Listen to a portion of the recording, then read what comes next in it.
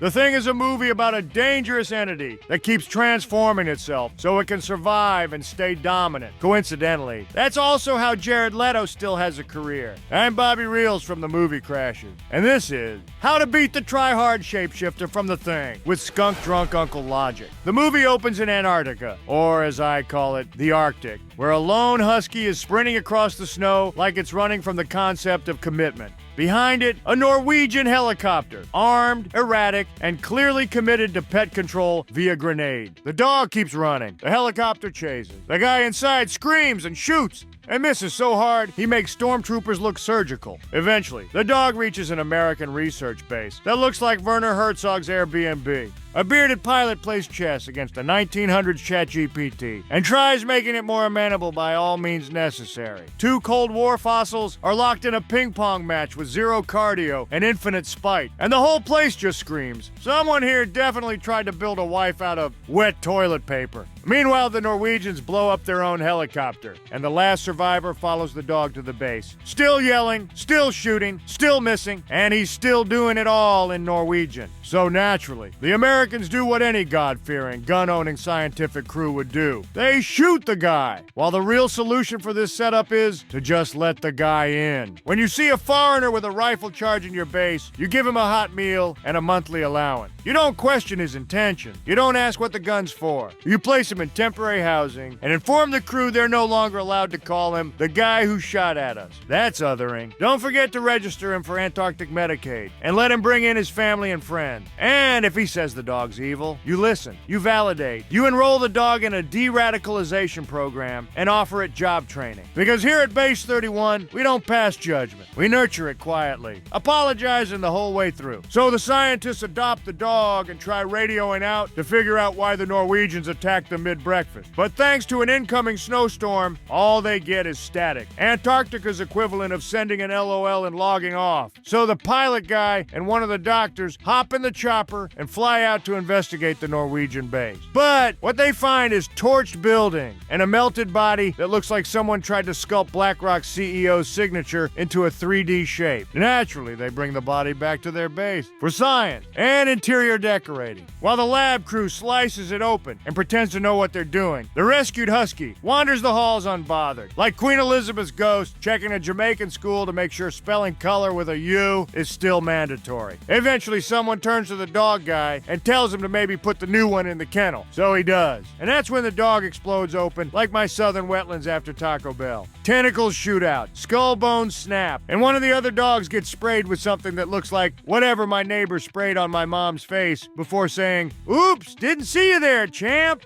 Panic ensues. Someone yells for the flamethrower guy. He rushes in and baptizes biomass Karen in fire. Yet one piece of this thing still manages to sneak out into the vents. All because when your dog starts acting weird, why would you immediately reach for the flamethrower? Give it a chance. Take it to the vet. Sure, it has tentacles and acid blood, but that's exactly why you bought that 2009 Dodge Ram with the emergency pet transport decal. So you rush it in. The vet glances at its ears and charges you $3,400 because apparently it might have reactive lymphomorphic paw syndrome. You nod like you understand. They give it an injection that costs more than your car, a $60 probiotic chew you already owned, and a highly believable speech about how it'll need 365 more injections just like this one. 3 days later, the dog would most likely just barf up a single shriveled grape it ate in 1982, making a full recovery. But after torching the meat monster, the crew does the same thing that got waved off in the Epstein case, the autopsy. Science grandpa opens up the crispy alien carcass like it's mukbang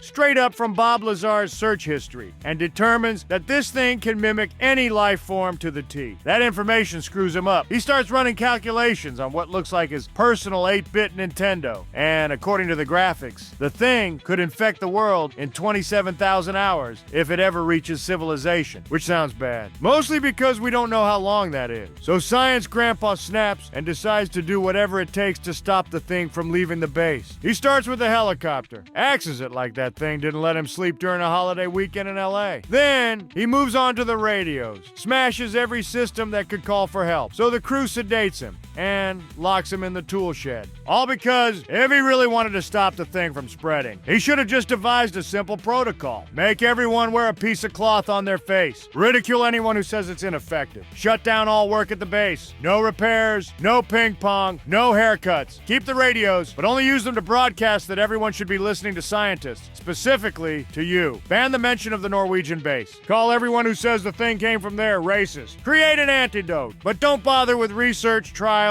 or whether it works or not. Sell it outright to the other bases. After all, if the thing mimics normal human cells to the T, how would anyone know? Become obscenely rich. And when it's over, just tell everyone to shut up and get on with it. At least that's what I would do. I don't know. Anyway, back at the base, the vibe officially shifted. Now it's like a family reunion at Alex Jones's house. No one knows who's real. No one trusts anyone. And just when they think it can't get any worse, one guy collapses. The doc tries to defibrillate him, and that's when his ribcage opens up like Joaquin Phoenix on Theo Von's podcast and bites the doctor's arms off. Panic, screaming, armless doctor. Then the dead guy grows a head out of his stomach, while his other head pops off, grows spider legs, and tries to sneak away like it's doing the walk of shame from David Attenborough's apartment. They torch everything. So the pilot guy does what men have done for centuries in times of crisis. He grabs explosives and declares himself in charge. He also figures out how to know for sure who's the thing. A blood test. Draw blood from every crew member. Expose each sample to a hot wire. If it reacts, it's not blood. It's thing juice. So the crew lines up for the world's worst Red Cross blood drive. They test the blood. One guy's fine. Another guy's allowable. But then they hit the long-awaited third guy, and his sample leaps off the table like it's auditioning for a new American Eagle ad. Panic. Screaming. The third guy explodes into thing mode and has to be flamethrowered mid-meltdown. And just like that, they have a working test, but no working trust.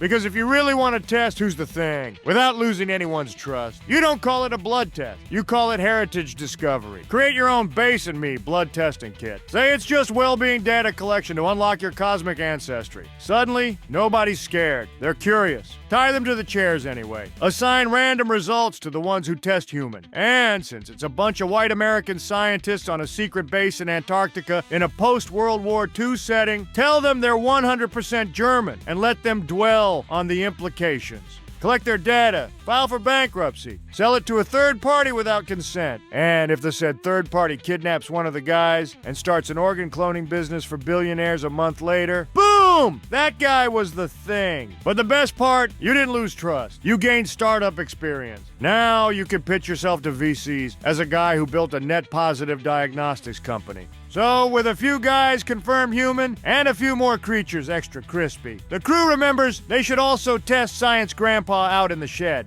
But just like a dad at his son's first soccer game, when they get there, he's gone.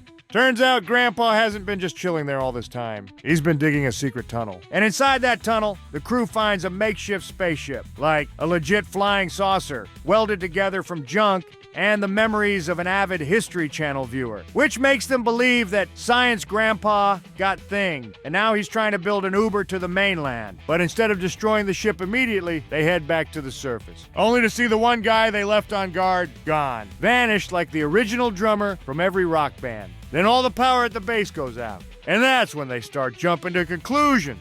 Like Eric Weinstein at a conference on the role of gravitation in physics. They infer that the thing doesn't want to escape anymore. It wants to hibernate, freeze itself, and wait for some poor rescue team to pull it up later. So the best solution here is to just stay positive. Don't assume the worst. Sure, another guy's missing, there's a spaceship in the basement, and the power just went out, but that doesn't mean anyone's been thinged. Maybe that flying saucer was just a weather balloon. Maybe the guy you left on guard is just on sabbatical, effective immediately. Retroactive to 10 minutes ago. Maybe the lights went off because the alien cells are trying to save the environment. You ever think about that? You can't just jump to conclusions every time a disembodied head grows spider legs and scurries off into the dark. That's profiling, man. So instead of burning down the base, you give everyone a second chance. Open a dialogue. Do some trust falls. Form a circle and say one thing you appreciate about each other's human forms. Because if there's one thing we've learned from history, it's that everything works out great. disintegrate when you ignore it long enough. Anyway, the crew realizes they're not going to make it out alive. So, they decide to do what God did to the dinosaurs. Set everything on fire. They start planting charges, lighting fires, and taking down what's left of the base. Because if they can't survive the winter, neither can that face-stealing menace. But just as the pilot guy is setting up the final boom, the Thing shows up again. This time, in full final form. Guillermo del Toro's colonoscopy scan. It roars, the pilot guy roars back, and throws a stick of dynamite at it, like he's mining lithium near a South American village. The whole base goes up. The Thing's gone. But suddenly the missing guy shows up, with no explanation. And they both decide they're too exhausted to try and figure out if either one of them is the Thing. So they just sit across from each other, drink some whiskey, and go to forever sleep. While the easy way to determine if a guy you're sleeping with is spoiled goods was in front of them all along. Ask what date and exact time he was born. I don't know is not an option. Make him call his mom. While he's waiting for her reply, nonchalantly hand him a labradorite crystal and watch his pupils for microdilation. Then run his human design chart. And if he comes up as a reflector, congratulations. You're not just sleeping with spoiled goods, you're sleeping with spoiled goods who think they're a rare cosmic mirror for humanity. At that point, no matter how exhausted you are, girl, you better bring that flamethrower to work for one final time.